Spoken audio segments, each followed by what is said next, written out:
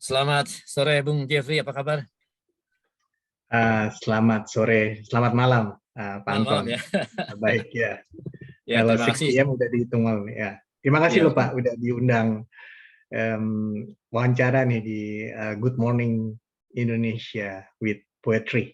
Ya, Ya, betul, betul. Terima kasih ya. Jadi seperti Bill Clinton bilang bahwa semua sosok manusia punya cerita yang menarik. Ya. Nah, begitu. Ya, peta- betul.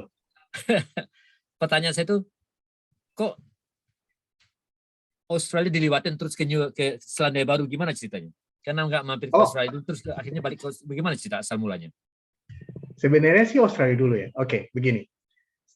Encounter saya dengan kehidupan di luar Indonesia itu awalnya setelah lulus SMA. Mhm. Saya ke Jepang 2 minggu Mhm. ikut pertukaran pelajar. Mhm. Nah, di situ cuma 2 minggu, jadi nggak cuma nari, jadi nggak sebenarnya programnya banyak jalan-jalan ke tempat budaya. Iya, Jadi iya. ada perkumpulan alumni untuk Jepang, JASKA, ya, JASKA Incorporated itu jadi persatuan alumni Asia untuk alumni Jepang di Asia gitu. Jadi karena kebetulan Iya. ayah saya kan alumni Jepang. Nah, di situ saya lihat rapinya tinggal di luar negeri. Mhm. Jepang itu kan kategorinya seperti di negara barat ya. Iya, betul. Lagi nah, cuman bahasanya yang beda. Iya. Oke. Terus saya kuliah di Jakarta, eh, encounter ke kehidupan luar negeri tahun 95. Jadi saya udah Mhm. kuliah, udah selesai kuliah, cuman ujian negara karena saya kuliah di universitas swasta, jadi kita masih harus ada ujian negara lagi sebelum Iya, bisa iya. skripsi. Nah, di situ saya berpikir, aduh, mau transfer aja deh di Australia. Jadi waktu itu saya ke IDP Australia, saya Mhm. lihat, kebetulan ibu saya masih bisa membiayai private ya. Iya, Saya iya. mau ambil bahasa Inggris dulu. Nah, di situ akhirnya saya daftar ambil English for academic purposes untuk Mhm. dapat IELTS di Iya. Monash University. Oke. Oke. Nah, di Monash University saya di situ belajar bahasa Inggris di Normandy House ya di Heeh. Monash University 6 Iya. bulan Heeh. IELTS, tujuannya IELTS. Dan saya juga melihat kesempatan untuk transfer. Ternyata setelah dihitung-hitung banyak sekali yang harus saya convert yang di-convert sedikit, jadi saya harus mengambil mata kuliah lagi di situ, jadi Heeh. nggak bisa langsung cuma 1 semester gitu, jadi harus hitungannya jadi 1 tahun lebih lah. Akhirnya Iya. saya berpikir, aduh, habis waktu nih, saya balik aja deh selesaiin ujian negara, balik lagi. Heeh. Nah, pas 6 bulan itu saya pengalaman saya terbuka Hmm. ya tentang tinggal di luar negeri, rapinya, manage kebersihannya dan organize-nya Iya, iya. kehidupan dan knowledge waktu Iya, yang iya. kita knowledge buku-buku. Saya pertama kali ke library, lihat library di Monash, waduh bukunya banyak sekali. Terus saya cari library di City. Nah, di situ saya banyak buku dan situ saya ketemu teman ada namanya Rahung Nasution. Di situ diskusi soal ini politik jadinya kan. Nah, Oh di situ iya, saya banyak oke. belajar juga buku-buku yang dia ini anjurkan baca. Tapi ya tetap cuma sekedar pengetahuan. Jadi saya melihat tinggal di luar negeri itu bikin pengetahuan kita jadi terbuka. Iya. Nah, oke. Akhirnya long story short, saya balik lagi lulus S1. Balik ke Saya Indonesia. balik ke Indonesia. Iya, saya selesaikan S1. Mhm. Dapat sarjana ekonomi. Iya. Oke. Terus saya dapat pekerjaan pertama graduate recruitment. Saya keterima di 2 perusahaan. Heeh. Yang satu ABN AMRO Bank Iya. di pusat kota, tapi kontrak. Heeh. Yang satu lagi pabrik di Balaraja, tapi permanen. Nah, saya bingung waktu itu antara ngambil yang global multinational company atau yang swasta nasional waktu itu. Iya. Akhirnya, tapi karena yang swasta nasional permanen, saya ambil yang permanen. Balaraja saya kerja jadi manajemen accountant. Nah, karena jauh rumah saya Jatiwaringin, saya kontrak di sana. Di Balaraja. Namanya Bukit Lestari. Perumahannya dekat pabrik. Nah, di sana setiap makan siang saya sama teman-teman kerja selalu ke Lipo Cikarang. Lipo Karawaci ya. Lipo Karawaci. Ya, di situ kita lihat lagi, ini kok kayak saya ingat-ingat kayak di Melbourne ya, rapinya, bersihnya gitu maksudnya. Jadi kembali lagi kan kenangan yang pernah tinggal di luar negeri itu muncul lagi di kepala. Terus akhirnya tadinya saya udah bahagia dengan macetnya Jakarta, ketidakteraturannya, maksudnya udah biasa dengan naik bus kejar-kejaran, udah biasa aja balik di Indonesia Jakarta lagi. Akhirnya kepikiran, biasa ya manusia kalau terpancing memorinya ini. Akhirnya cari kesempatan apa kantor mungkin bisa kasih kesempatan beasiswa kali ke Australia lagi. Akhirnya beasiswa itu nggak kunjung datang, dapatnya dari ayah saya. Dikasih kesempatan lagi ya karena dia lihat saya ingin sekali, akhirnya dia bilang begini, tuh papa lihat ada pameran pendidikan di New Zealand. Terus saya juga bingung kenapa saya tertarik, karena dilihat ada iklan di Kompas, terus dia suruh saya datang ke Crown Plaza di Sudirman depan Kopdak, pameran pendidikan New Zealand Selandia Baru. Terus saya tanya kenapa? Oh ya nggak apa-apa, tahu kok karena ayah saya di pertambangan, di geothermal juga pernah. Katanya New Zealand terkenal dengan geothermalnya segala macam, pokoknya gitu. Terus saya datang, oh iya ada perwakilan Universitas New Zealand kan. Di situ saya nanya-nanya gimana, dia kasih foto. Oh ternyata nggak jauh beda dengan di Australia suasananya. Ya mungkin. Nah disitulah saya daftar. Namanya The University of Waikato. Di kota kecil namanya Hamilton. New Zealand. 1 jam dari Auckland. 1 jam. Ya, di situ akhirnya paperwork-nya diurus, visa segala macam, bayar, terus akhirnya tempat akomodasi urus, akhirnya dapat. Saya tinggal di boarding di rumah keluarga di New Zealand, Kiwi. Jadi kayak boarding gitu, kayak apa istilahnya Pak kalau tinggal homestay itu ya? Homestay. Nah, homestay gitu, udah akhirnya culture-nya langsung cepet kena ya, karena homestay hari-hari ketemu mereka. Akhirnya saya tahu rugby, belajar kriket segala macam, nonton acara TV sama. Jadi akhirnya udah sampailah ke New Zealand. Itu cerita sampai ke New Zealand tahun 2000 itu. 2000 ya. Jadi betul bahwa untuk menyelami masyarakat lokal memang harus hidup dengan mereka ya. Dan untungnya Bung Ferry masih bujangan waktu itu kan? Masih bujangan. Iya. Iya. Saya married 30. Waktu itu saya 27. Umur 27. Oke. Oh, dan satu lagi kenapa saya nekat umur 27. Karena begini.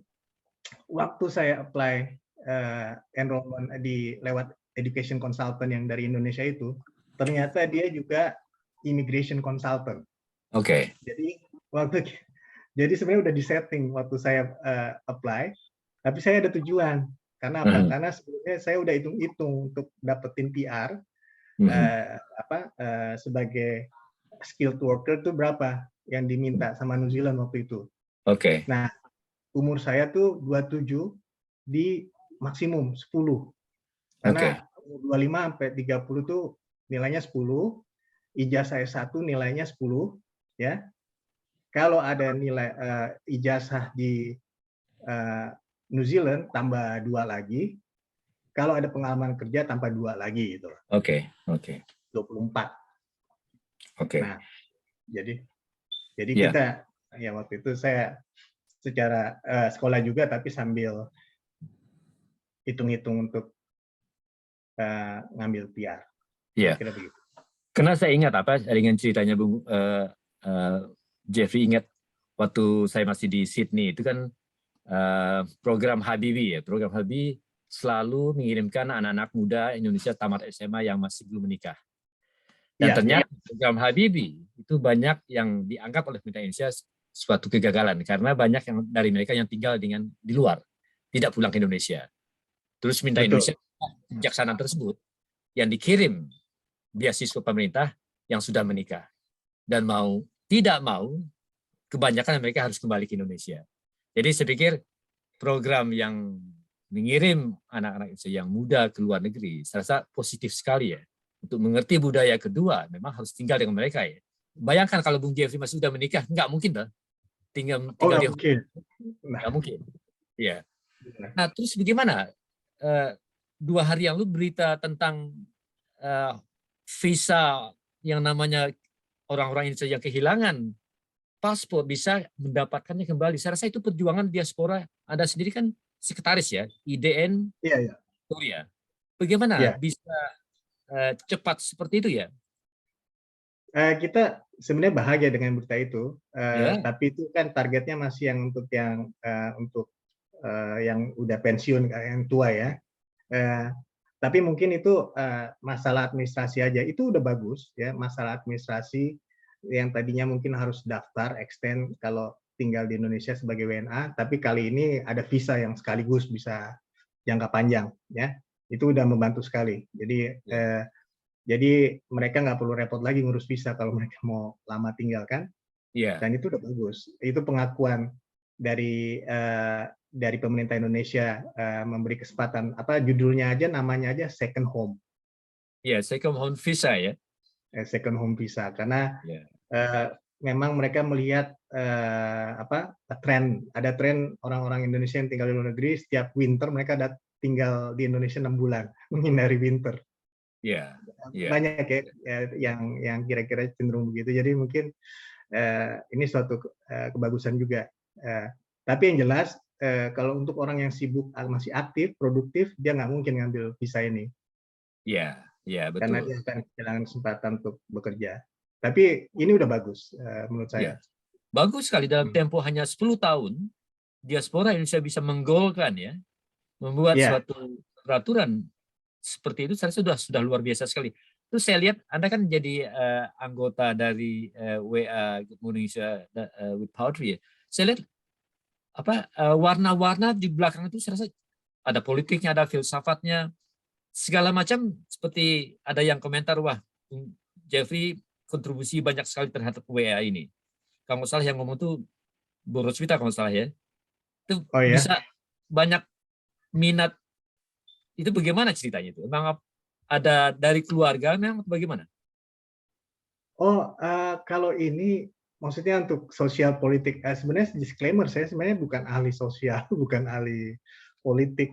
Bachelor saya juga ekonomi. Ini cuma karena cara berpikir kritis aja dan senang informasi dan share informasi lain. Tentunya informasi yang saya berikan harus diperiksa juga karena bisa jadi saya salah. Kan? Betul. Tapi minimal dengan banyaknya minat terhadap interdisiplin ya, topik yang bermacam-macam. Saya rasa itu tidak semua orang punya minat seperti itu ya. Kalau akuntan ya akuntan aja, ekonomi aja gitu ya. Masalah waktu kan, tidak ada mungkin kita bisa menguasai banyak topik pembicaraan ya. Topik pembicaraan mungkin gini. Saya dulu waktu kecil dikasih ayah saya buku pintar yang ngarang JP Rindo-Rindo. Dulu pernah ya di Indonesia terkenal namanya buku pintar. Iya, saya pernah dengar itu. Ya, Rindo-Rindo yang ngarang itu di Kanada, Indonesian di Kanada. Itu saya melihat buku itu, waduh, itu semua ada. Jadi dari kecil saya kebiasaan terima generic information. Semua ada tapi sepanjang memori saya bisa nampung ya. Cuman berhubung zaman berubah, kita bisa simpan memori di komputer kita, jadi kita bisa look up. Ya, review. betul. Ya. Malah kalau kita punya Siri atau kita punya ini, kita bisa tanya aja telepon handphone kita gimana, gitu loh. Ya, Jadi ya, kira-kira begitu. Jadi informasi penting. Itu aja. Saya coba untuk masukin semua. Karena nanti kalau saya percaya kalau informasi itu udah ada dan nempel di memori kita, interdisiplin, nanti kita bisa connecting the dots-nya lebih gampang. Kalau ya, betul. problem solving, dapat masalah atau ada kasus tertentu, kita lebih cepat untuk cari kesimpulan, ya, dan cari solusi kira-kira gitu. Ya, kemudian pertanyaan berikutnya bahwa Bung Jelvi sudah hidup di Selandia Baru ke Australia. Kira-kira kedua bangsa ini dua-duanya Anglo ya. Apakah ada Anglo. perbedaan-perbedaan yang apa yang dilihat perbedaan Oke. di antara kedua bangsa ini?